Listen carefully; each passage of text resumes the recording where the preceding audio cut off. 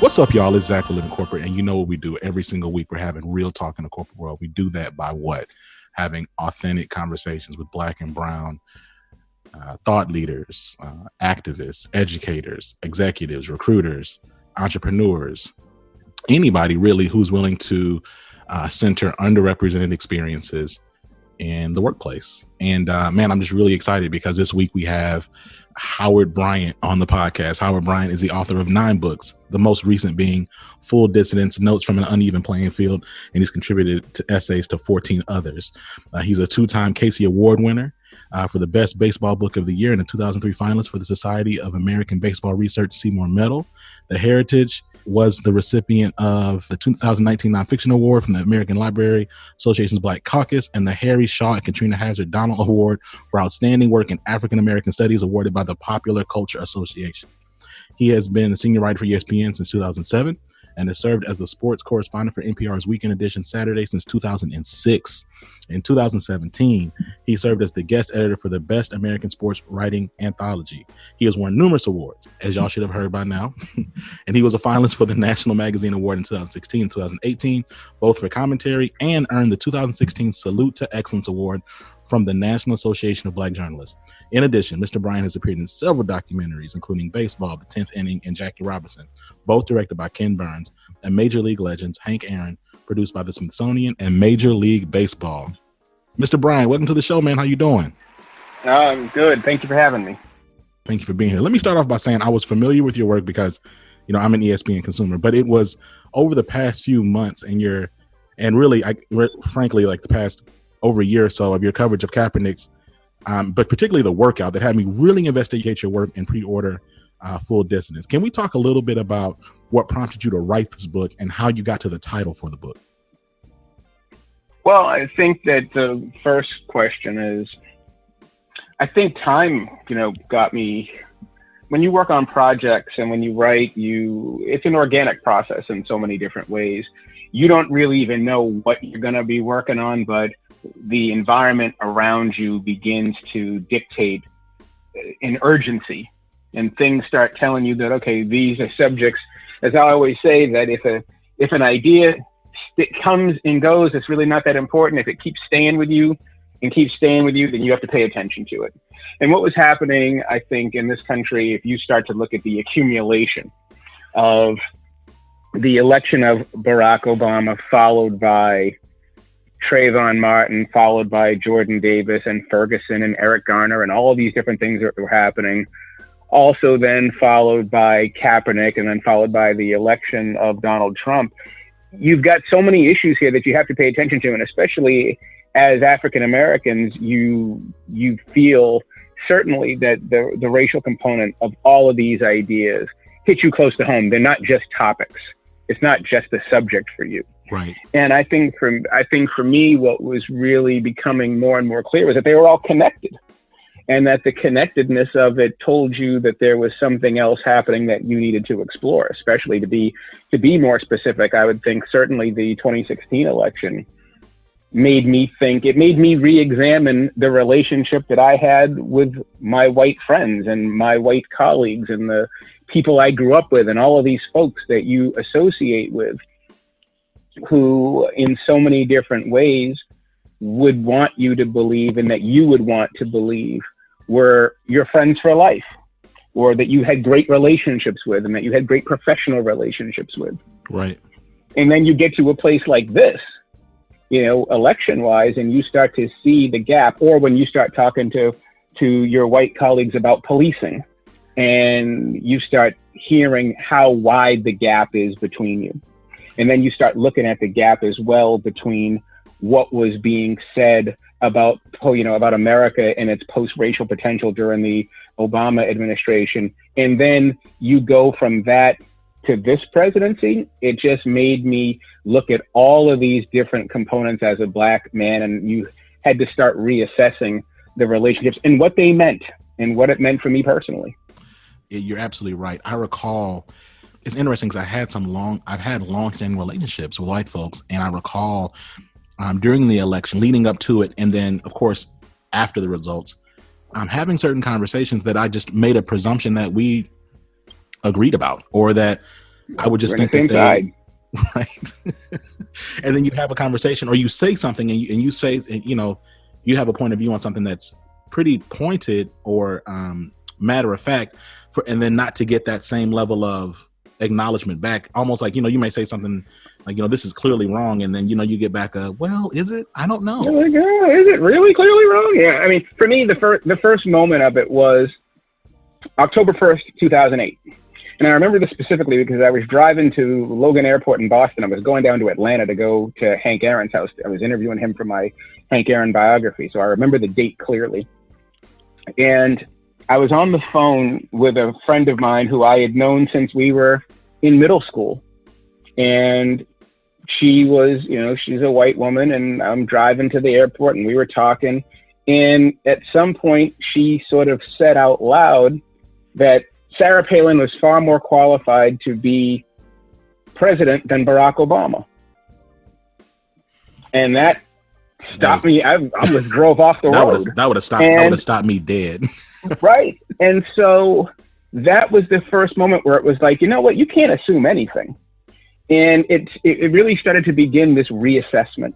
And it wasn't simply that we had differences of opinion. You can vote for whoever you want to vote for, and I can vote for whoever I want to vote for. But the issue was more about values.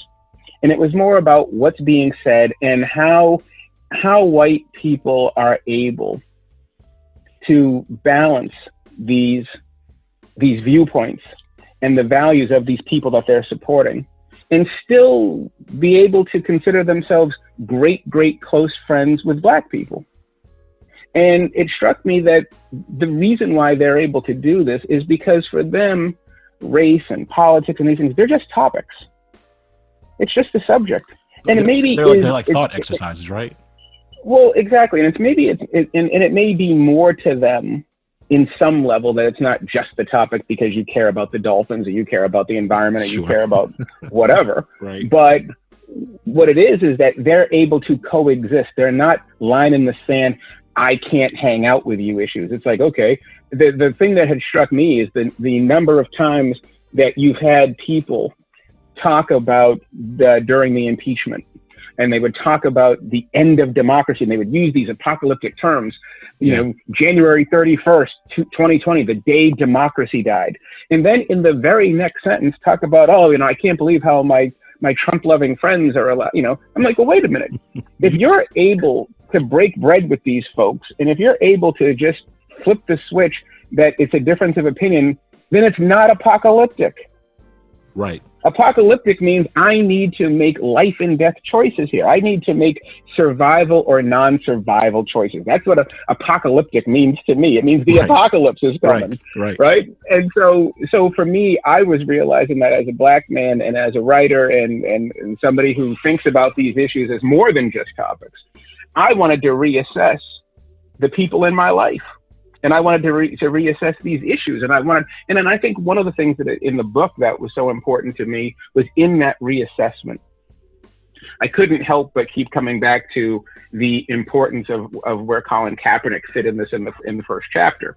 You know, I remember right when the election hit, I said to a bunch of friends, a lot of relationships are going to change after this day. And I was really in some ways talking about myself. But what I meant about Kaepernick is, here is a guy who hadn't played football since 2016, and yet he still finds himself completely at the center of the culture. He still creates or elicits such an enormous physical response from people.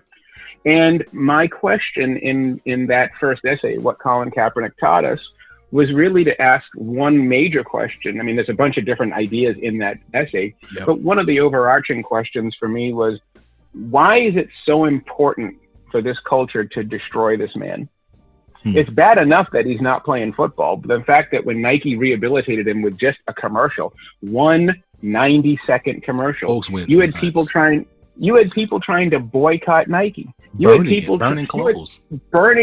Exactly. You had people, and they not just people, there are law enforcement, retailers, people in the mainstream, people in positions of authority, institutions, exactly, going out of their way to try to make sure that this man didn't have anything. So you didn't want him. So it's bad enough that he's not going to play, right? Okay, so he lost his livelihood there. You don't even want him to have a source of income. We got to. And I wanted to ask myself, I wanted to ask this question: why is this so important?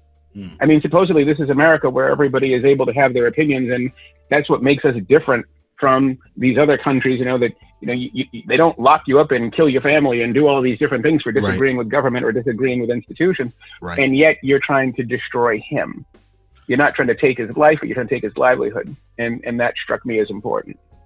Howard, it's interesting, the line you just said, why is it so important that we destroy this man? That was something that you actually said. You said it on air.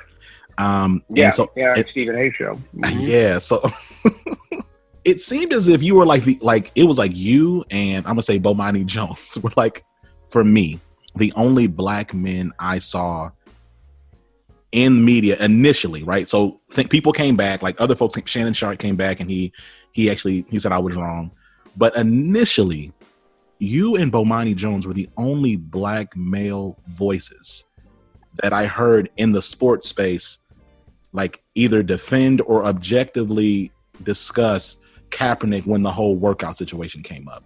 Was there tension there because of that? It just seemed, and maybe because of me, I'm on the outside looking as a consumer, because I was watching, and it was your tweet thread that I was sharing with all of my friends and my colleagues and my network and everything about, hey, this is what's going on. Look at what Howard Bryant's saying. He was there at the workout.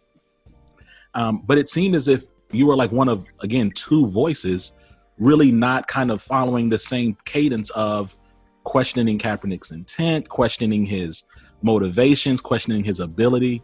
Am I off base by saying that? No, you're not. And I was concerned. I mean, let's be honest. I'm concerned about the direction of this country. And if you are concerned about the direction of the country, you have to be triply concerned about the position of black people. Because if things are going bad, we're going to get it worse. And so, to me, one of the areas where I had the most concern is in our journalism. It's very basic stuff. And I was concerned and disappointed in so many ways during, my time down there in Atlanta and the coverage that followed, because I didn't do anything remarkable. I did what we're trained to do. It's simply journalism.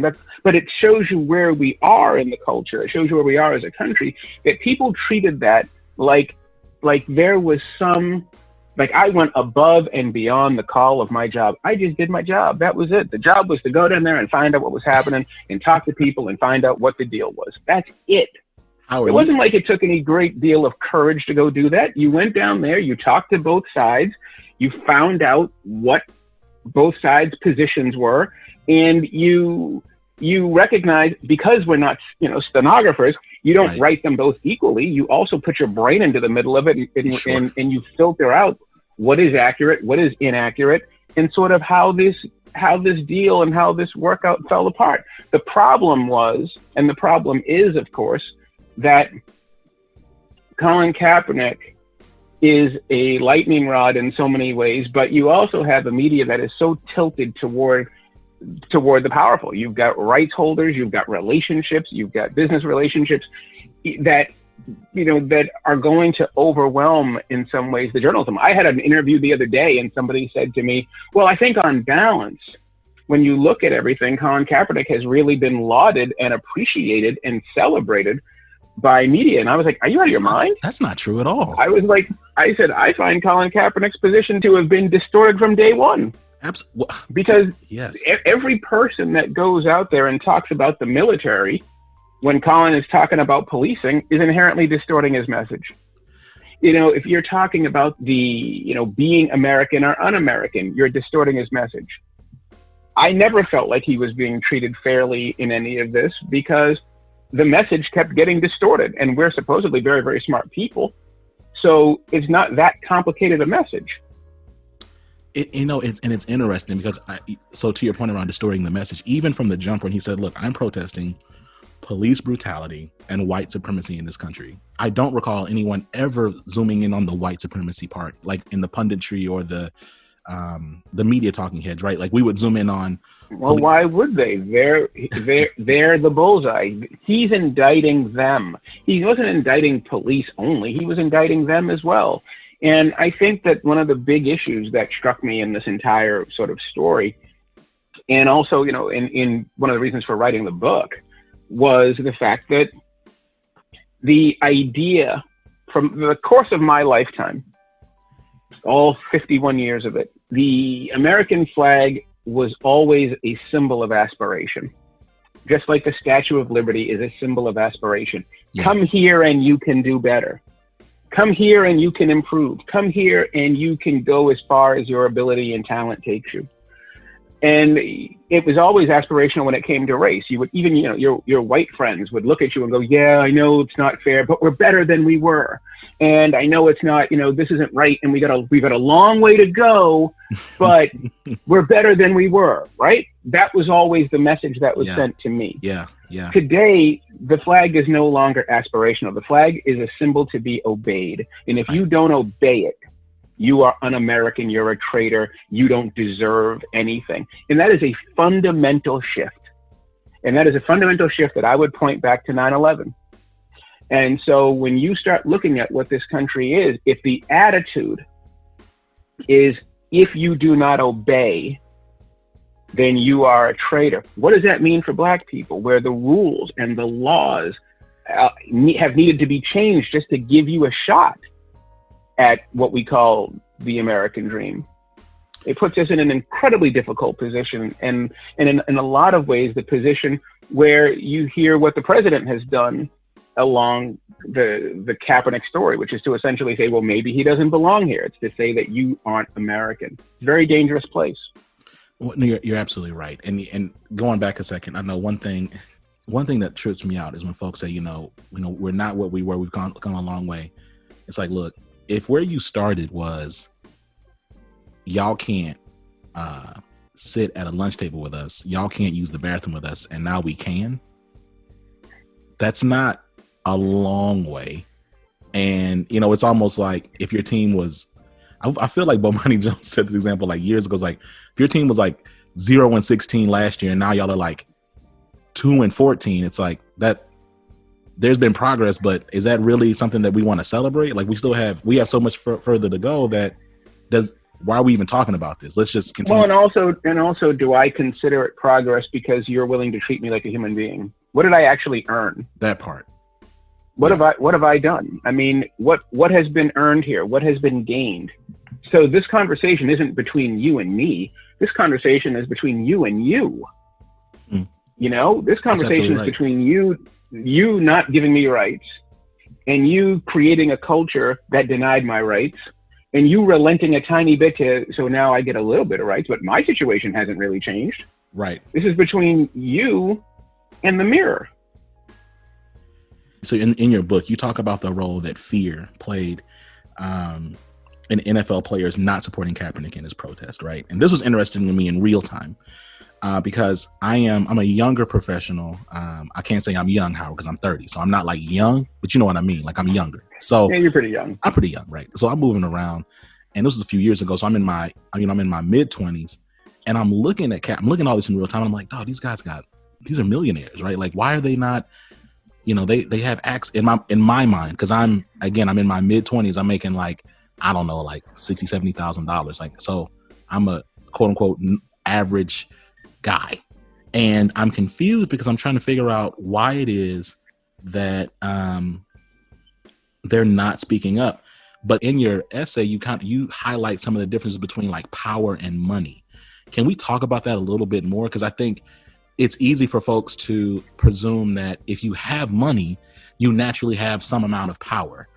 Yeah, absolutely. And I think that what we've got here, there's a couple of things that take place, right? And you can think about this as aspirational and think about it as progress, or you can assess it in any way that you like. But the question that I've been asking myself is, sports is the only industry that I can think of, and that includes music and entertainment, where there is famous men and famous women who are labor but still make millions of dollars. Tom Hanks makes $20 million per picture. Samuel L. Jackson's, $20 million per picture. And so, Scarlett Johansson is $15 million per picture, however much she makes per movie. So these are enormous ball player level sums of wealth.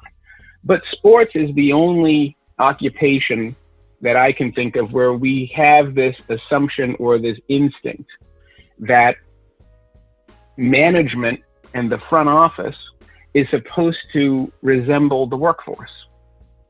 It really is curious in that way, because if you look at farming and you go fly out to California, yeah, there's a whole bunch of brown Mexican strawberry pickers out there.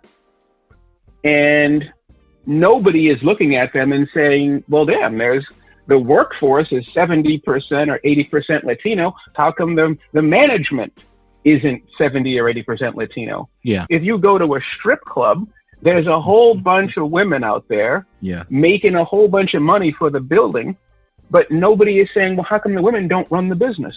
Right. But we do in sports. It's 80% black men in the NBA, 70% black men in the NFL. And we say, well, why aren't they running the show too? And the reason, to me, is the enormous overestimation of money. It's because they make so much money, we think they have power. But they're still just labor. They're incredibly well compensated labor, but they're still labor. And sports is the one place, where we overestimate money, and we recognize when we get to situations like Kaepernick, or you get to situations like hiring, and you recognize, oh, there's a limitation to the money, that they're still paying you to provide a service to them. You're still a worker. You're still labor. There isn't, in their mind, the expectation that that's going to translate into a pathway to management or ownership. It doesn't work that way. And I think people are finding out the hard way. Like, for example, you had asked me earlier about the reason for the title, Full Dissidence. And the title, simply comes from this feeling of recognizing that, you know what?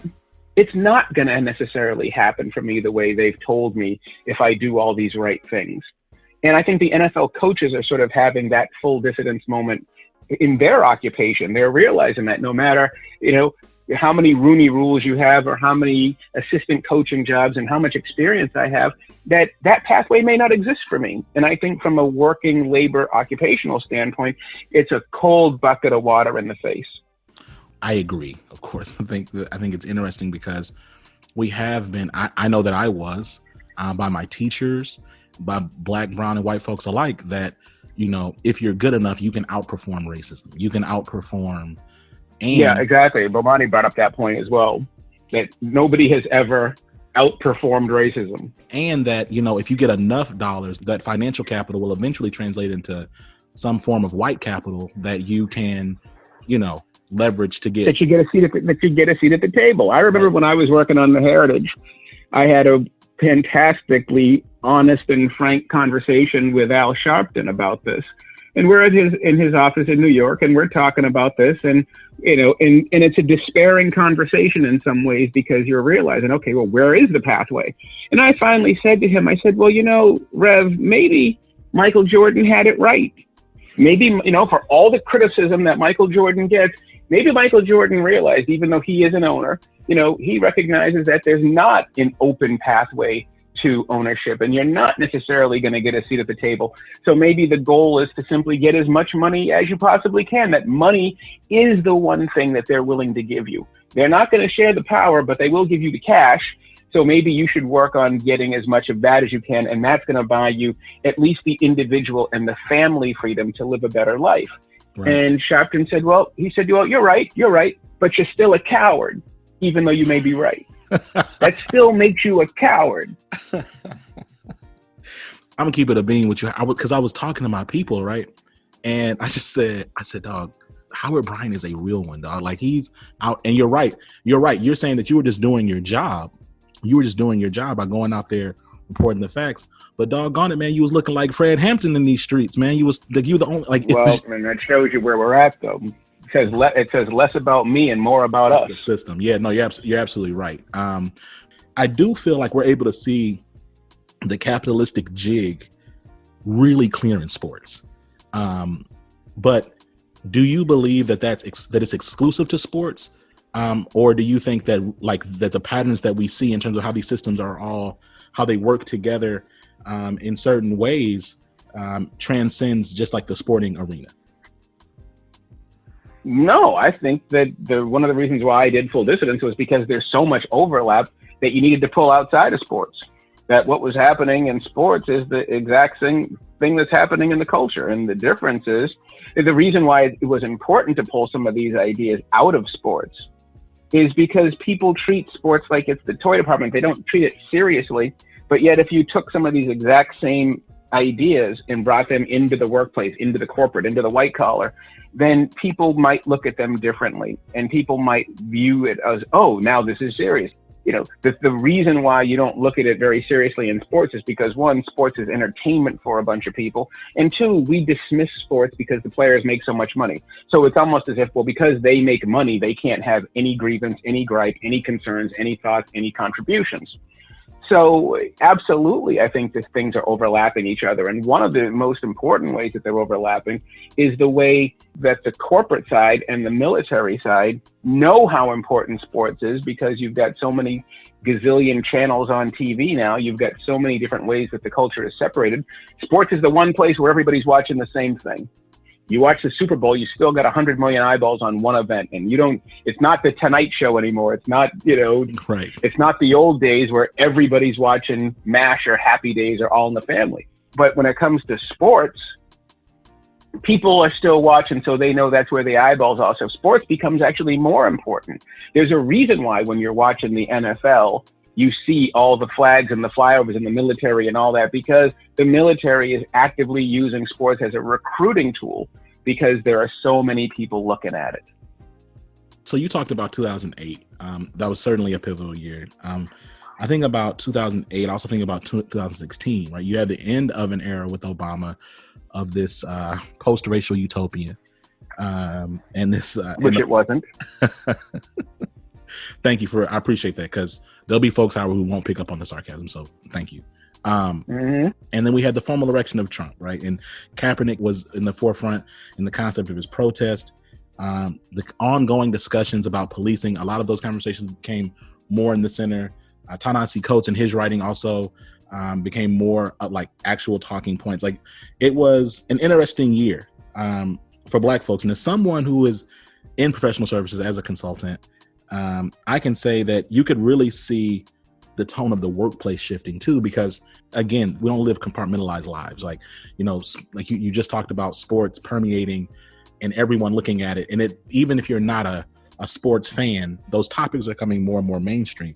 And I believe that all these things came together, and even just the tone of, like, just the way that Black and brown folks were working and showing up, and even like topics around diversity and inclusion, they changed, right? Like those conversations became more on the forefront. Absolutely. You talked about a conversation you had with Reverend Al Sharpton. Can we talk about any other shifts that you've been seeing? We talked about even your appearance on different shows and things of that nature. Do you feel as if you felt shifts as a Black journalist dealing with either white journalists or other Black journalists as it comes to concepts around dissidence? Oh, absolutely. Absolutely. I mean, I think that the problem that you have in sports is that sports has been telling you one of the biggest lies for pretty much all of our lives, that sports is the place of the meritocracy. Sports is the antidote to racism, that if it doesn't make a difference if you're Black and white, if it doesn't make a difference if you're Latino or Asian, if my score beats your score, I win. And that's the American dream right there, right? That's why sports was at the center of integration. If Black people can fight in a war, how come they can't hit a baseball, right? Yep. And, whoever's got the fastest 40 time or the fastest 100 time, they win. There's your meritocracy. And yet you find out in sports, when you look at what's been taking place in this business, that it's really no different than anywhere else. And I think that the hard part that people of color, especially Black people, find in the workforce is they're finding that shift is hitting them directly. And it's hitting them in places where they may not have anticipated. I'm very nervous for your generation. I'm very concerned about young Black professionals in the business today. For some of them whose first election was Obama, that was the first year they were eligible to vote. and the expectations that they have, and even the elites, the black students who are going to the Ivy League schools and to the Harvards, and then also to the Dukes and the Stanfords and the rest of these, Vanderbilts and these other elite schools. And then they get into the workforce, and then they find out that things haven't changed. That they thought they were different. They thought that these old ideas didn't apply to them because we had treated the Obama election as such a demarcating line. And in retrospect, it turns out to have not been such a demarc. In fact, what it did was it was a retrenchment. It was a reminder historically that whenever black people receive some form of victory, the backlash is harsh and swift and very severe and very clear. And in discovering that, I wonder what your generation and what that generation of black professionals, how they're going to deal with it. This expectation of equality, this expectation that they are going to be that first black generation where merit actually does count. And then you find out in the corporate world, you walk in, and whether we're talking about sports with the Selig rule or the Rooney rule or the lack of black college coaches, or then you walk into the white collar world and you realize who's getting promoted and who's not in the diversity and inclusion initiatives and all of that. And you do have to ask yourself the same question over and over again.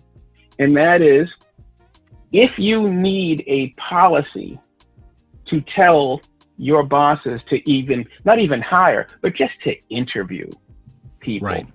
You've got major, major, major problems that you're not anywhere near as ahead as you think you are. Howard, and that's why, and I'm not a sports journalist, right? So I would say I am a casual consumer of sports.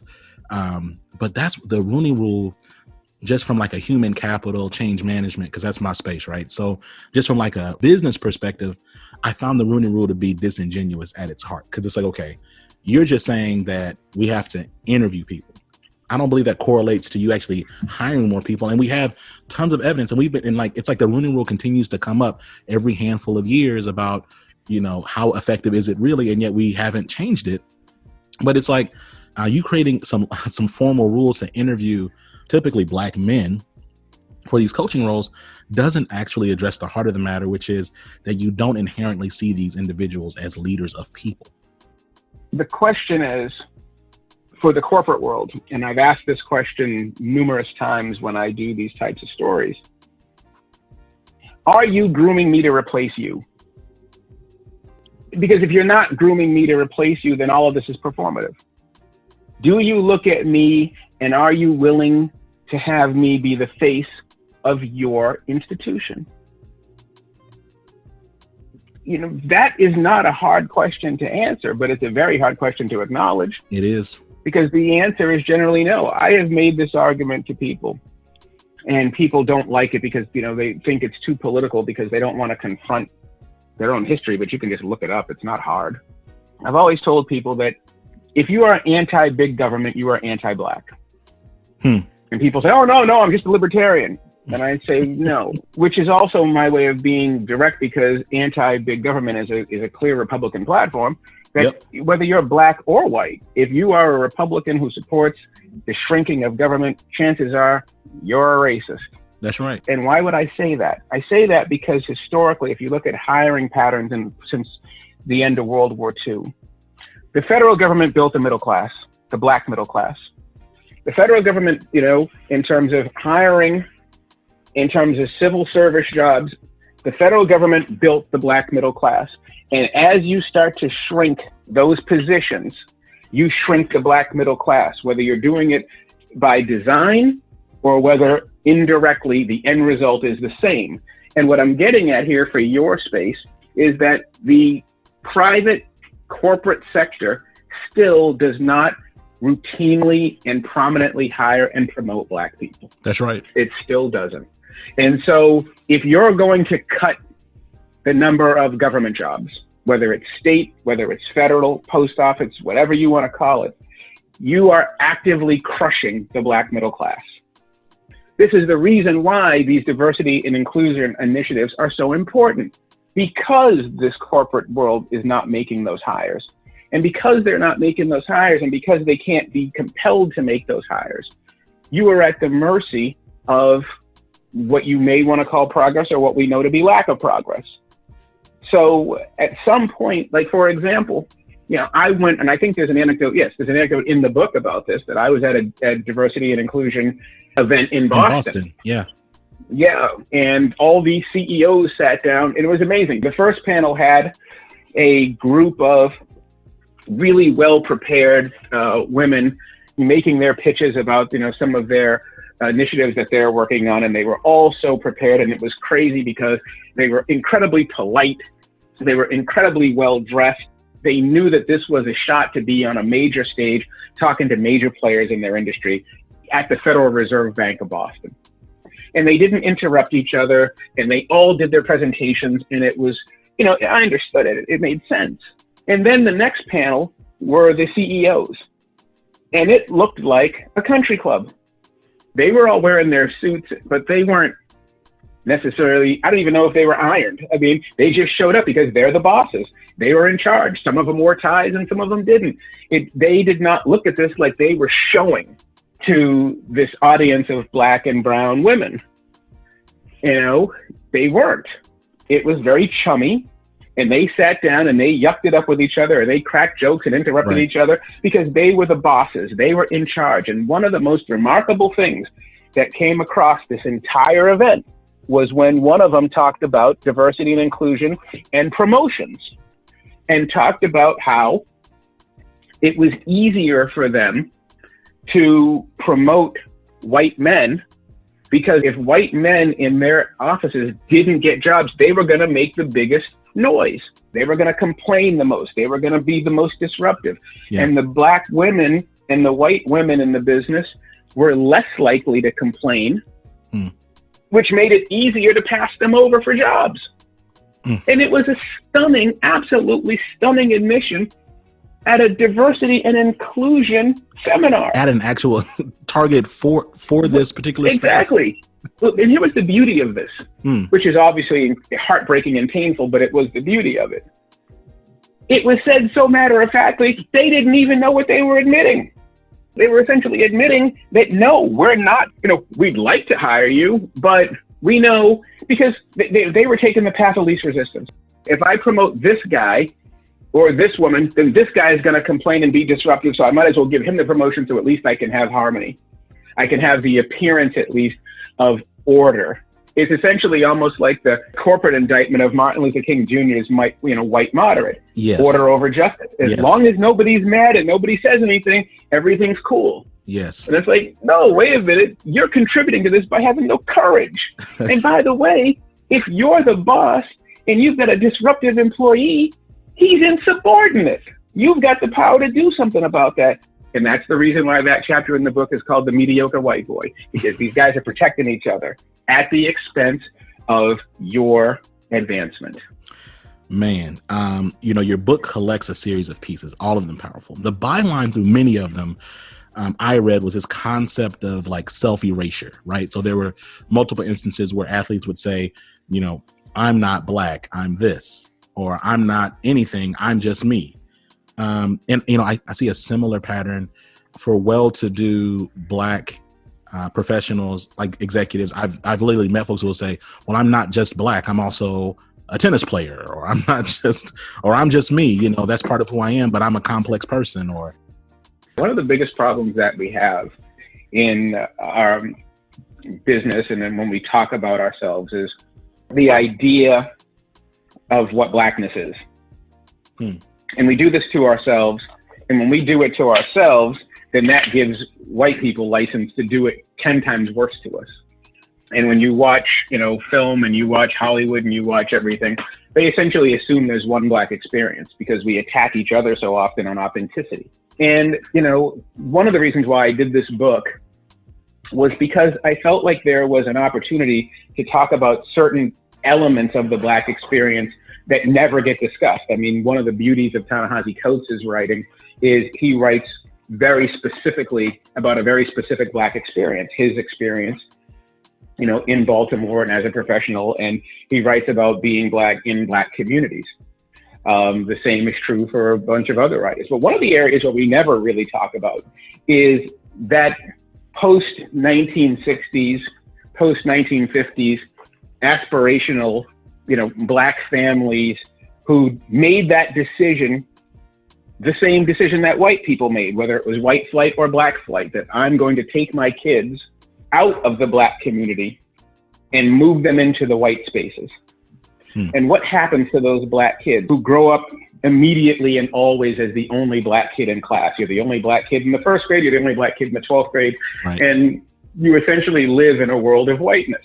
And why are we asking you to live in this world of whiteness? For education. Your parents are doing this for you.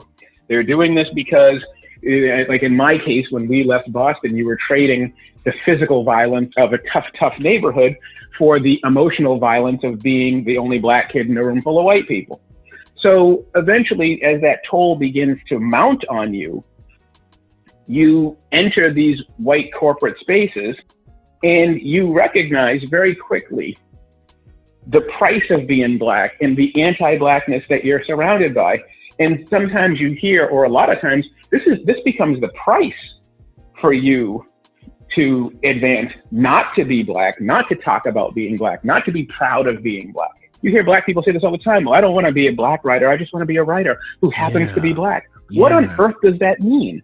I'm not a black doctor. I'm a doctor who happens to be black. And what you're really saying is that I can't carry this anymore. I don't want to carry this, because if I carry this with me, I may not advance, and I got to answer questions I don't feel like answering. And you see it in sports, especially, where sort of this deal is they're going to trade your blackness for money. Okay, we're going to pay you millions of dollars, but we don't want you talking about issues that are important to black people. And so I began to think about this in two of the chapters. One is called The Worst Thing in the World, and the other one is called The Lost Tribe of Integration, which is that when I started thinking about the arc of my own life, that the arc is your life will improve the faster and quicker you get away from black people. If you get away from the black community, your schools get better. If you get away from talking about black issues, then you're not a troublemaker at work anymore. If you don't advocate for black people, then people will look at you and tell you that you've transcended race, as if looking in the mirror is something that you should not want. You know what's really interesting about that is even in the diversity and inclusion, like corporatized space, I've noticed this as me as a black man, like the more that I'm able to say things like, it's not just about race and ethnicity, it's also about diversity of thought. If even in the space that was supposedly built so that we can have equity for black and brown people and historically marginalized and oppressed groups, even in this space, if I, in my rhetoric, in my general language, if I eschew ethnicity, that is also. If you advocate directly for black people, you're putting your entire career in danger. And I say this now, and people look at me and they don't like to hear it, but I'll say it now, I say it tomorrow, and said it yesterday. Diversity is anti-blackness. Let's talk about because what we're really talking about here, when you look at the statistics and when you look at the reasons for the Rooney Rule, you're not looking at the Rooney Rule because Asians are underrepresented. Right. But when you're having your diversity and inclusion initiatives, especially if you're talking about technology, if we're going to Silicon Valley, you're not looking at the Middle Eastern or the Indian or the Asian and say, gee, they're not advancing. What you're looking at is a white space that has no black people. And so many of these D&I initiatives began with black people.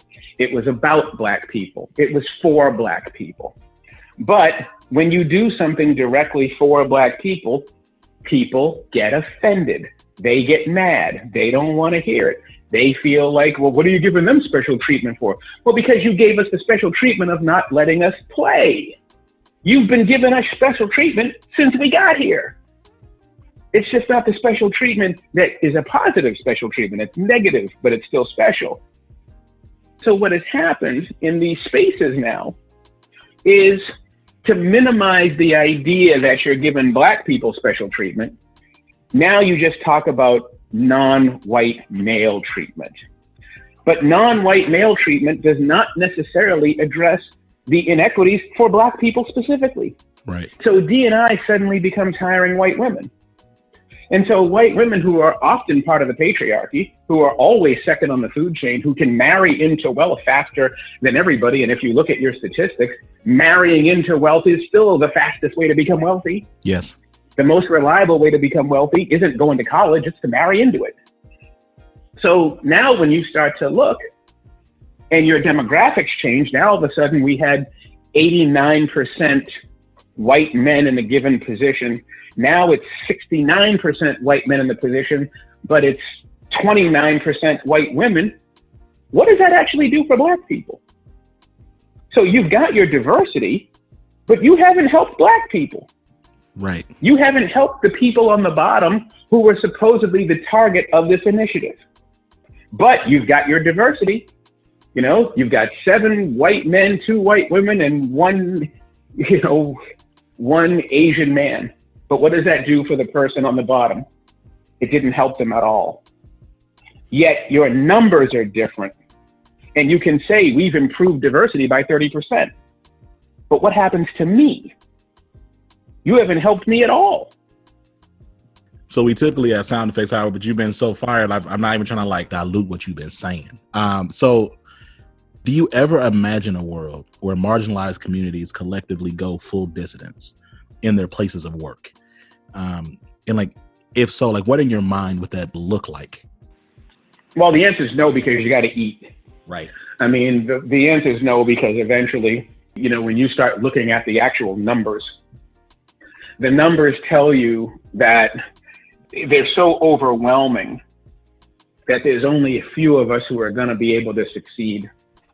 Right. And so very few people are going to be willing to risk that. I mean, I look at myself and I look at the numbers and I say to myself, there's nothing special about me.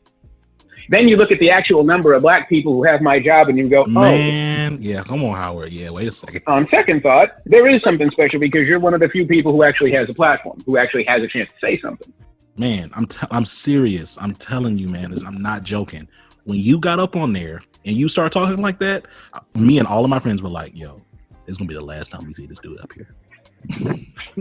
Exactly, right? Because, see, but I look at it this way.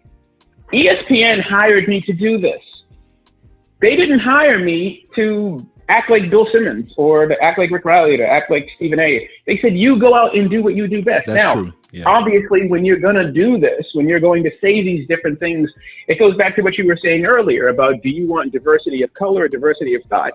Normally, what a lot of corporations want is they want diversity of color, but they don't want diversity of thought because diversity of thought challenges them way too much. So what they would really like is they would like a gigantic, pretty rainbow of everybody of different colors who are all represented, who all think the same way. So the company's not challenged. I understand that part. I don't always subscribe to that part because as a journalist, you're asking me to represent people who don't have the opportunity to speak. And so I try to do that. That's part of the job, or at least it was part of the job, and it should always be part of the job. So the issue is, to answer your question, what needs to happen and how do I envision that? What does that look like? Well, how it looks to me is, I think it's more of a mental liberation than a physical one. I think to me, when I think about full dissidence as an idea, I think I end the book with it, it's the recognition that you can find your own living space and not let people lie to you or not feel like you have to buy in. You got to be willing to see through what's happening right now. Look at what's happening to your situation, and then you need to discover your own strategies to find your own peace within it. But the problem that I see is the number of Black people in the business who are so fresh-faced and so happy that they get in, that they buy into it and they think they're different. And they're like, okay, everything's changed. And then they get punched in the face. Yeah. And then they get punched in the face and they had their hands down. And what I'm trying to say is, if you're going to navigate this environment, navigate the environment, but make sure your hands are up and know that punch is coming, because that punch always comes. Ask your parents, ask your grandparents. That punch always comes. So what you're really asking me, in some ways, whether you're doing it directly or not, or intentionally or not, is, do I see white people changing? So there's no need for this.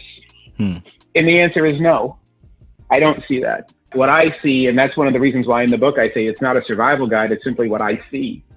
What I see is the necessity for Black people to hold on to their Blackness, to keep it, and to not trade it and not sacrifice it under this idea that if I do the right things and if I say the right things, I'm going to get accepted as an American, because it hasn't happened yet.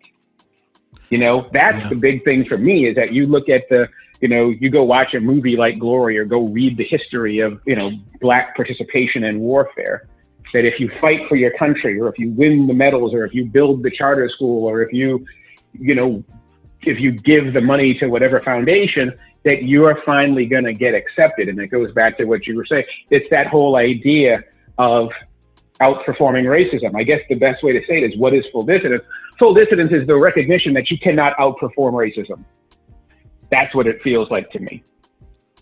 Man, thank you so much for being on the podcast. This has been incredible. Y'all, make sure y'all check out everything's in the show notes. The author, his name is Howard Bryant. The book is called Full Dissidence, Notes from an Uneven Playing Field. Make sure y'all check it out. This has been Zach with the Living Corporate Podcast. Make sure you check us out on Instagram at Living Corporate, Twitter at livingcorp_pod. And we're on Google, man. Look, we all on Al Gore's internet, man. livingcorporate.co.us.net. Howard, listen, man, we understand how these SEOs work. We got all the domains, Howard, except for livingcorporate.com. Except for livingcorporate.com. Australia has that domain somehow. I don't know what's going on. We're going to try to get it. But look, y'all make sure y'all hit us up. I can't thank you enough, Howard. Until next time, we'll catch y'all, man. Peace.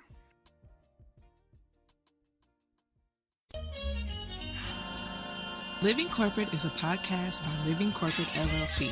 Our logo was designed by David Dawkins. Our theme music was produced by Ken Brown. Additional music production by Antoine Franklin for Musical Elevation. Post-production is handled by Jeremy Jackson. Got a topic suggestion? Email us at livingcorporatepodcast@gmail.com. You can find us online on Twitter, Facebook, Instagram, and living-corporate.com. Thanks for listening. Stay tuned.